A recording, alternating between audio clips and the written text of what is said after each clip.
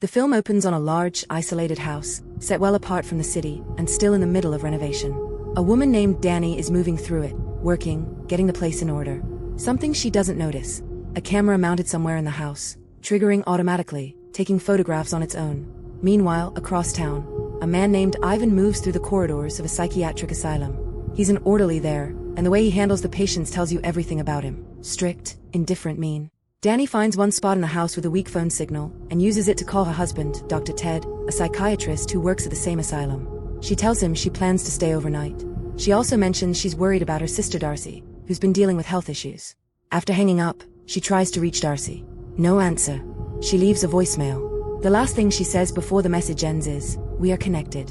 Night arrives. Dani sets up a tent inside the house to sleep in. She steps out to her car to retrieve her jacket, and hears sounds in the darkness around her.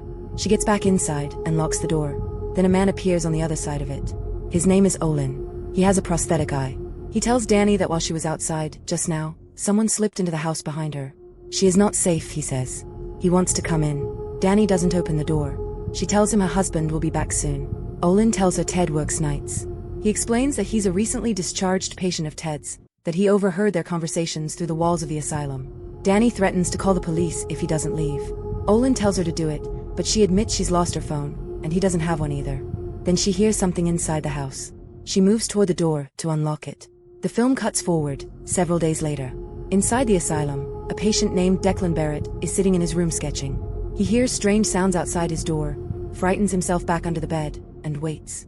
When the sounds stop, he goes to look. In the room next to his, he finds a body with its head caved in.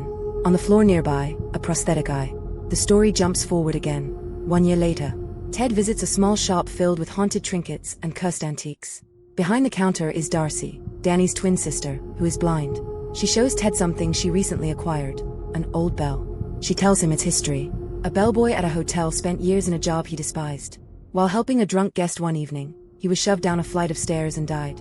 His spirit attached itself to the bell. Anyone who rings it, she says, summons him. The last 2 people who rang it were found dead. Ted doesn't believe a word of it. He suggests they test it. Darcy tells him not to. He has come with news. A patient named Declan Barrett died last week of a heart attack, and while clearing out his belongings, someone found Olin's prosthetic eye among his things. Ted has brought it to Darcy because she asked for it. She tells him why. She wants to know what was going through Olin's mind when her sister was killed. Ted mentions he's been seeing someone, a pharmaceutical rep at the hospital named Yana. Darcy is visibly unsettled. He's been moving quickly, she thinks. Ted explains that Yana was there for him in the aftermath of Dani's death. They arranged to have dinner the following week, which would also be the anniversary of Dani's death. Ted agrees. After he leaves, Darcy goes back to her apartment and plays the voicemail. Dani's voice fills the room. "We are connected." She also mentions something she had set up before she died, a time-lapse camera installed in the house to detect paranormal activity. It had not yet captured anything by the time she died. Darcy takes the prosthetic eye and holds it. And what she experiences when she touches it tells her exactly what happened on the night her sister died.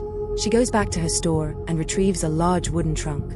A week later, Ted is at the country house, the same house where Dani was killed and where he now lives, getting ready to leave for his evening shift. Yana is there with him.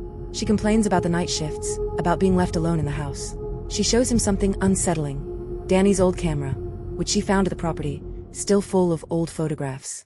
Most of the images are ordinary, but one of them was taken 2 nights ago, and it shows Dani standing behind a door. Ted says it's double exposure. Yana tells him she's been seeing glimpses of Dani around the house. She's decided she'll stay at her city apartment until his schedule changes. She needs to sleep. Before they can sort out the practicalities, the wooden trunk arrives, sent by Darcy as a gift. And then Darcy herself arrives. Ted had invited her to dinner, she reminds him. He explains that his plans have shifted. He's heading to work. Yana is leaving for the city. The dinner isn't happening.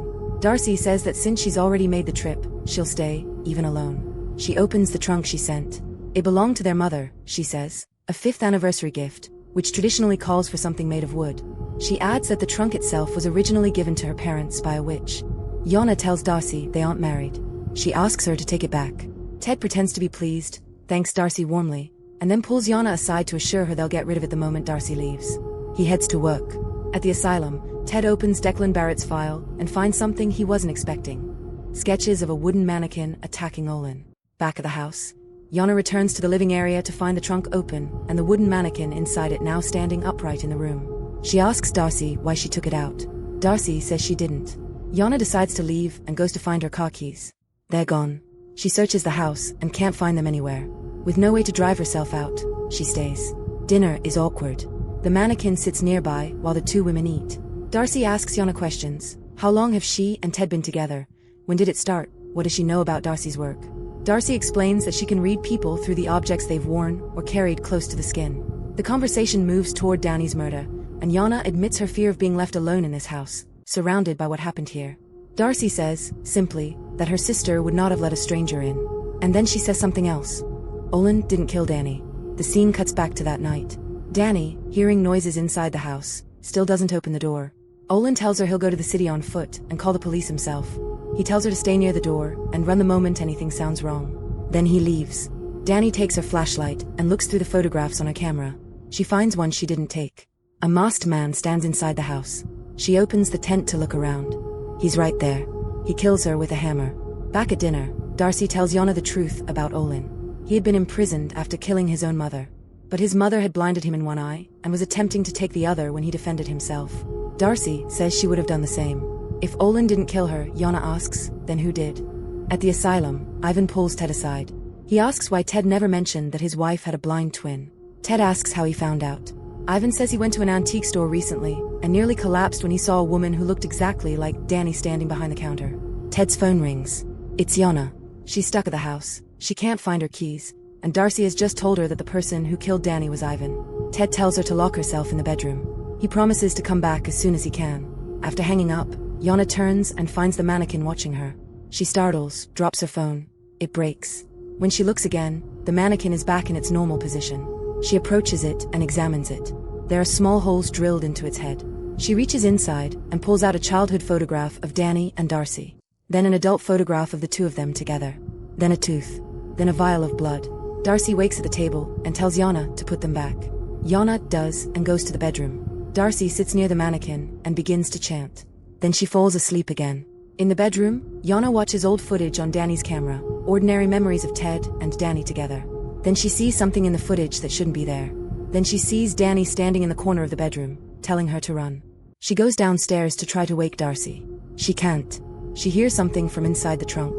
She opens it. Her car keys are inside. She runs to the car and drives away, and sees Danny standing at the door as she goes. When Ted returns to the house, Darcy is alone in a dark corner. He asks where Yana is. Darcy says Danny scared her off. Ted presses her on what she told Yana about Ivan. Darcy says Ivan killed Danny. Ted calls it a delusion. Then Darcy tells him who gave the order. In a flashback, Ted sits with Ivan in his office at the asylum. He wants Danny dead. Ivan asks why he can't simply divorce her.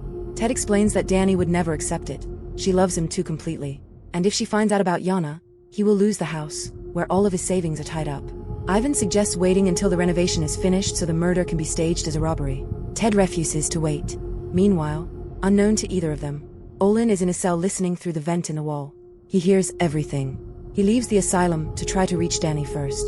In the present, Darcy tells Ted she had originally planned to kill him. She's decided against it.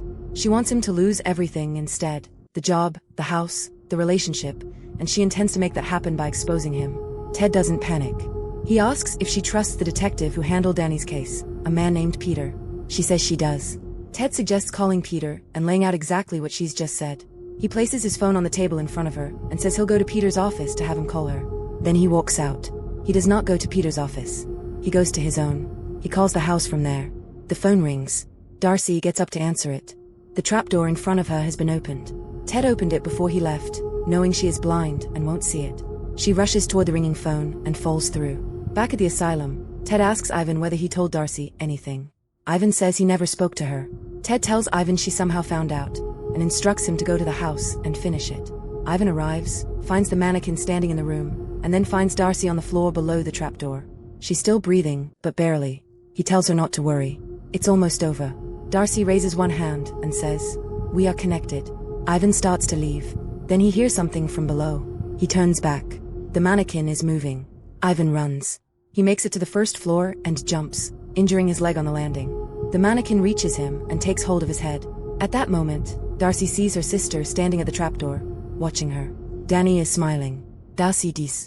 The mannequin goes still. Ivan survives. He wakes up strapped to a bed at the asylum with Ted standing over him. Ted explains that due to Ivan's prior convictions, he can't be released. He asks what happened at the house. Ivan tells him about the mannequin. Ted says that can't be true, because he himself went to the house afterward and dragged the mannequin outside and burned it. Ivan asks to see a priest. He wants to confess.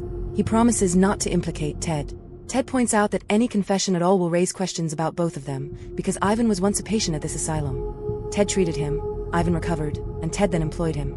The existence of that relationship is something Ted cannot afford to have examined. Later, Ted drives back to the house. Yonna's voicemail plays through the car speakers. She's ending the relationship. She asks how he can still live in the same house where two people died. He arrives to find a package waiting at the door. It's from Darcy's store. Inside is the bell. The one with the dead bellboy attached to it. The one Darcy warned him about. Ted sets it on the table and presses the button, the way he suggested doing in that first visit to Darcy's shop. He waits. Nothing happens. He laughs. And then the movie ends. Kindly like this video and hit the subscribe button if you enjoyed this story, and turn on the notification bell to get notified each time we post a story. Thanks for watching.